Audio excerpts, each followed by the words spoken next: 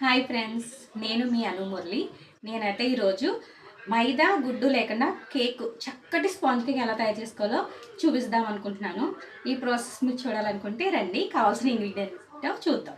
కావాల్సిన ఇంగ్రీడియంట్స్లో మొదటిది ఉప్మా రవ్వ, సుజ్జి రవ్వ 1 కప్పు, అలాగే గడ్డ పెరుగు 1 కప్పు, పంచదార 1/2 కప్పు, చిక్కటి క్రీమ్ మిల్క్ 1 కప్పు, అలానే మీ ఫేవరెట్ ఫుడ్ కలర్ ఏదైనా.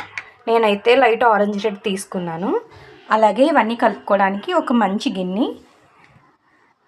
పైన డెకరేషన్ కోసం టూటీ ఫ్రూటీ, కేక్ స్పాంజ్లా పొంగాలి కాబట్టి ఈనో.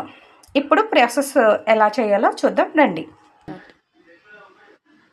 ఇప్పుడు మనం ఫస్ట్ అయితే గడ్డ పెరుగు వేసుకోవాలి. అలానే నెక్స్ట్ కప్పు పాలు వేసుకోవాలి.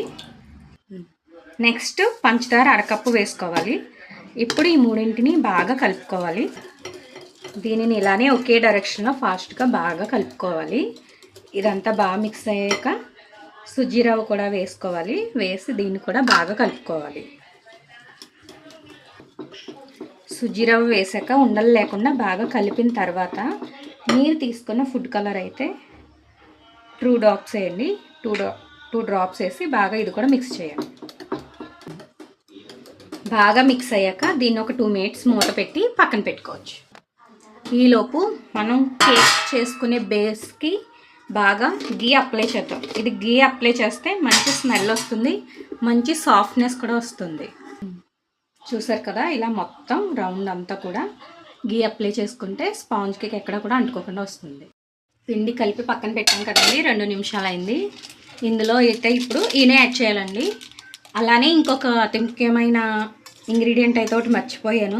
ఫ్లేవర్ కోసం 1/2 చెంచా ఇలాచీ పౌడర్ని యాడ్ చేయండి. మంచి ఫ్లేవర్ వస్తుంది, కేక్ మంచి టేస్ట్ కూడా వస్తుంది. ఇప్పుడు ఈనో వేసుకొని మిక్స్ చేసుకుందాం.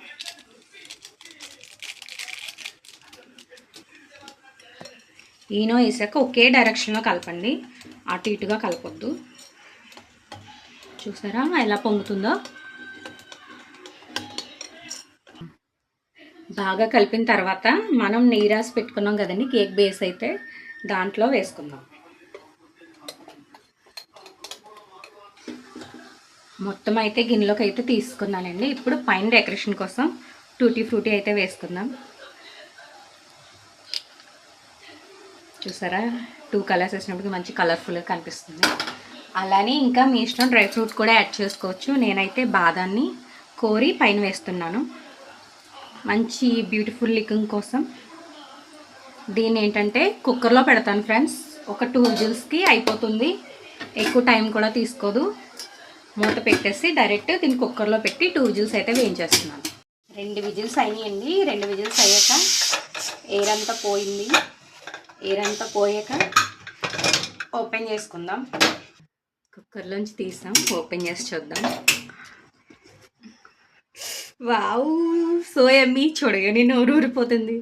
దీన్ని మనం ప్లేట్లోకి తీసుకుందాం. కేక్ని అయితే తీసుకున్నాం. రెడీ. ఎంత క్యూట్గా ఉందో కదా. కట్ చేసి టేస్ట్ చేద్దాం. కట్ చేసేద్దాం. కట్ చేసి టేస్ట్ చేసేద్దాం. వావ్, ఎంత స్పాంజీగా ఉందో, ఎంత స్మూత్గా కట్ అవుతుందో. వేడి వేడిగా ఉంది. వావ్, చూసారా ఎంత స్పాంజ్గా ఉందో. వేడి వేడిగా ఉంది. టేస్ట్ చేద్దాం. అన్నీ పర్ఫెక్ట్గా ఉన్నాయి. ఇలా కనుక మీరు చేసి మీ పిల్లలు పెట్టారంటే అస్సలు వదలరు.